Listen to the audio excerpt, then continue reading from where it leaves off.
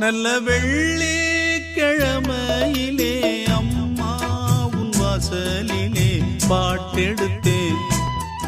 உந்தன் பெருமை சொல்ல வண்ணப்பூ தொடுத்தேன் நீ சூடிக்கொள்ள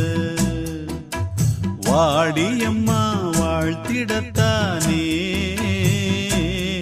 காந்தாரியம்மா உன் மகன் நானே